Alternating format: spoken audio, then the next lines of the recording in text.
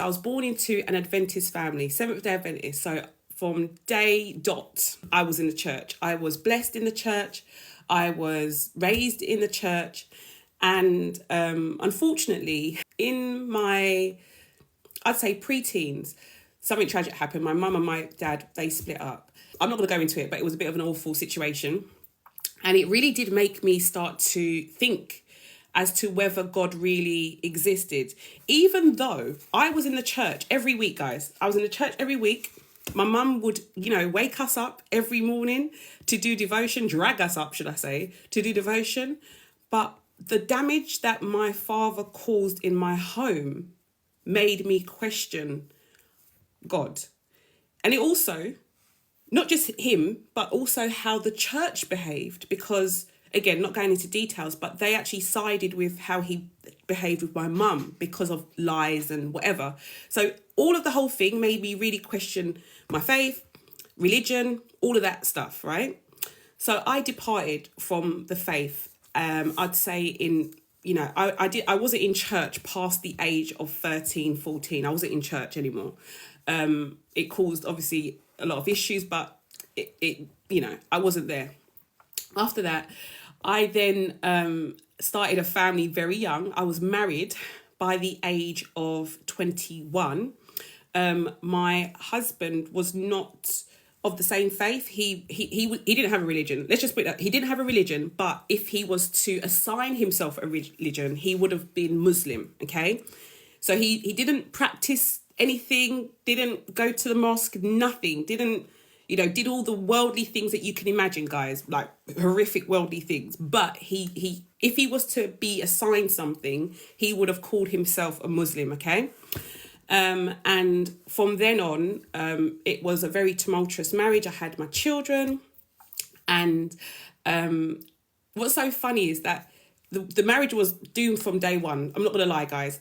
My testimony to you is this. If you are seeking a partner, have the patience for God to send you that partner. Not that I was seeking a partner. I wasn't even seeking anything. I think certain things just, when you put yourself in situations, certain things can happen, right? But if you are in this life seeking a partner, have the patience for God to put the right partner in your life, because going the other way, doing your own thing, can put you in harm's way, okay? So anyway, tumultuous marriage from the beginning. And towards the end, my ex-husband would start to talk about, not religion, but he'd start to talk about like a higher power, and say certain things about higher powers and the government and all this stuff. Like, he was very much into like conspiracy kind of like theories at the end. Started talking to people, and, and because I had my religious roots, I wasn't practicing. I was very much in the world, trust me. But because I had my religious roots, certain things that he said, I knew from my point of view weren't true, right? I didn't believe what he was saying, and I just didn't agree with what he was saying, right? He just kept on barking up this tree to the point where we started to argue. And at this time, I remember praying this prayer, because again, I don't pray. I didn't know what prayer looked like. I wasn't doing any of that stuff.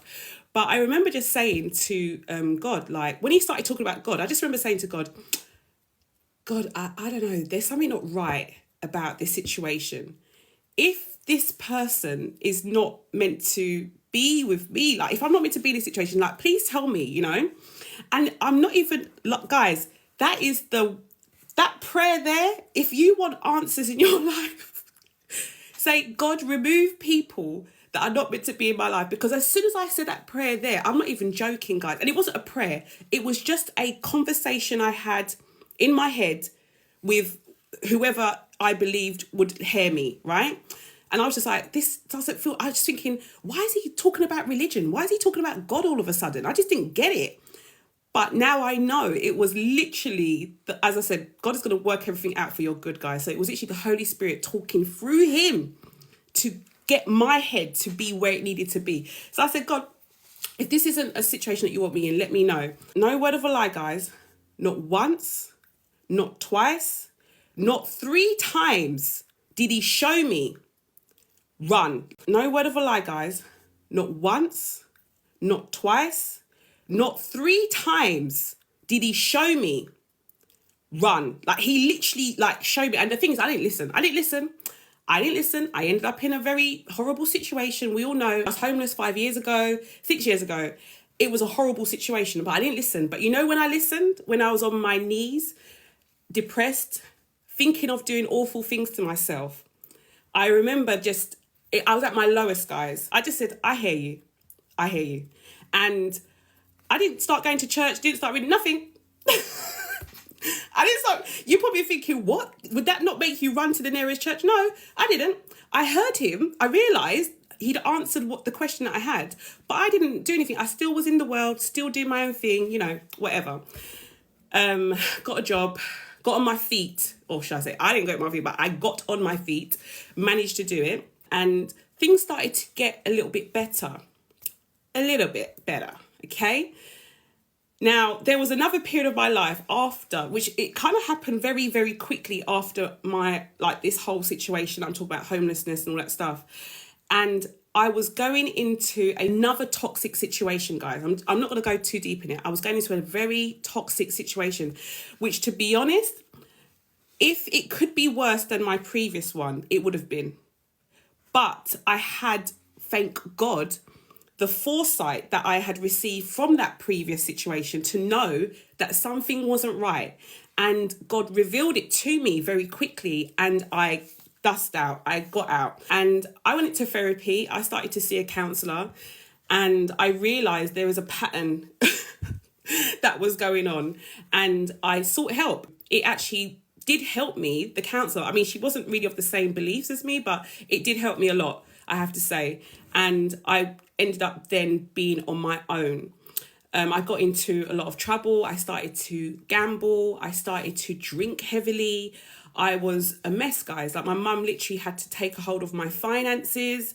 She had to take a hold of me, guys. I'm not joking. I was a mess after this second situation. So anyway, after that, I got to a point where I was just like, you know, something needs to give, something needs to change, you know. And I said to myself, I'm just going to start to read stuff. I came across this guy on Instagram, and he was doing these devotions. And I remember years and years ago, I used to see stuff from him. And it's very weird on TikTok, because, not TikTok, on Instagram or social media, because you don't really see many Adventists. You don't really see many Seventh-day Adventists. So when I heard him talking about the sector that I was in, and like saying stuff I'd never heard before, like, as much as my mum was in the faith and stuff, my mum raised us very differently, you know, so I didn't hear all these things before. And he's telling me how Jesus was and how God was and all these things that I just never, ever, ever heard before, guys. All I was raised to hear was, you can't do this, you can't do that, you can't have this, you can't have it. It was all the can'ts. It was never like, this is what Jesus is like, or this is how he behaved. It was never like that. So I was listening to this guy, and again, you know, I was testing the waters. I felt like I was being drawn to do something, but I wasn't really fully in it, you know? And the other thing is, I didn't want to like tell my mum, because, you know, my mum's been praying for me for years, right, guys? My mum's been praying for me for years and years and years. And I didn't really want to tell her that I'd started to dabble, because I didn't want her to start to like smother me with it. I didn't want to also raise her expectations, because I didn't know whether I was going to really fully, like, you know, go into Christianity or whatever. So anyway, finally, I started to listen to this guy, and it was, you know, good, great. It made me read the Bible more. I sought a church very soon after that. Went to a couple churches. They weren't for me. And then finally I told my mum, and I started to go to the church that she was going to. And things started to take a bit of a turn. I wouldn't say terrible, but I believe, just from my experience, that wasn't necessarily the way I should have gone. I felt like I was still a baby Christian. I still was learning.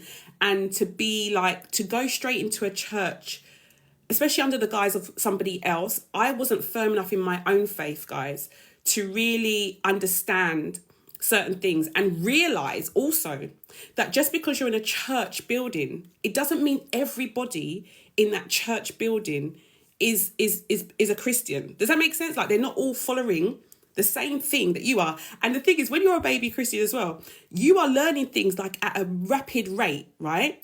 So you're learning this, you're learning that, and then you go to church, and then you're like,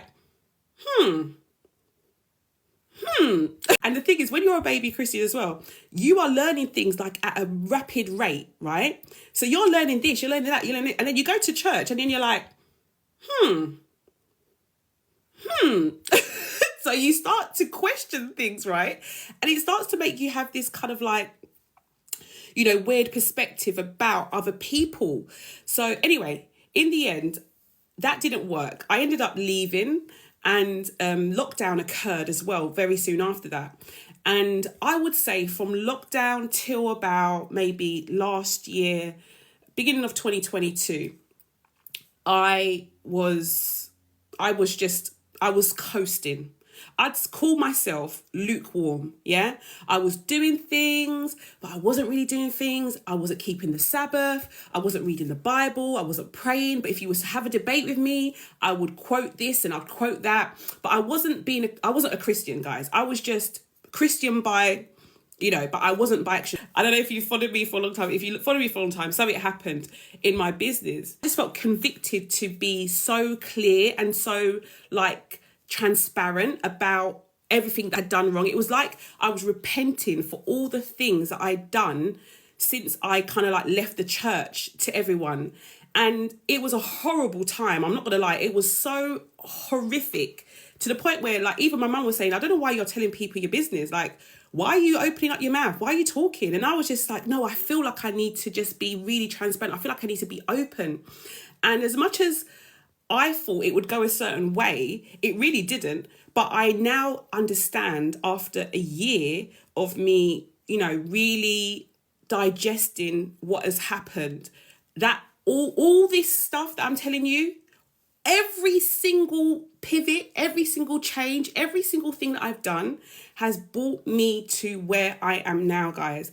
And had I not done one of those things, none of the things that I'm telling you would have occurred. Now, does it mean that my path was this? No. I'm sure that God would have had another path for me that would have been less painful, less traumatic, less heartbreaking. But because of my choices and the things that I decided to do, this is where we are. But we're always told he will work things out for our good. So it brings you forward to here. As I said, this year has been horrendous for me in terms of business, in terms of friendships. I've lost friendships. I've lost money. I've lost loads of things, guys. But you know why I'm so happy? Do you know why I'm so happy? Because I can categorically tell you that I am the closest to Jesus that I have ever been. Like, I cannot tell you how, despite all the painful things, despite all of the trauma, despite all of the things that I've lost, I have gained so much this year that I can't tell you. No one can take it from me. No one can take it from me. No one can tell me, oh, well, you imagine this, or it's all in your head, or no one can take what I have learned this year from me. And it was a year of cleansing. Sorry. It was a year of cleansing. It was a year of really birthing the person that I was always meant to be. And I just thank God that he's been patient with me, because I'm not a young chick, You girls like 41. I'm gonna be 41 next year. So he's been patient with me, guys. He has literally walked with me all these steps that I've done, all these choices that I've done, and he's still there. He's still like, girl, I've got you.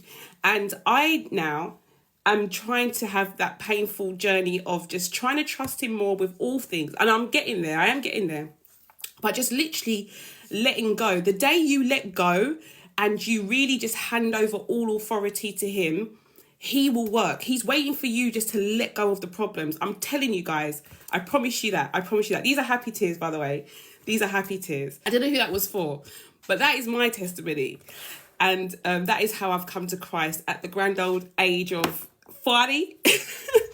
My 40th year has been, I'd say, the most challenging year of my life, because it was truly when I have given up self. I've put aside all the things I want, not fully, don't get it twisted, we're not perfect over here, but I have truly put aside the things that I have wanted, and I'm being patient to see what God has in store for me. So That is my story, man. That is my story. Does anyone else want to share their testimony? Does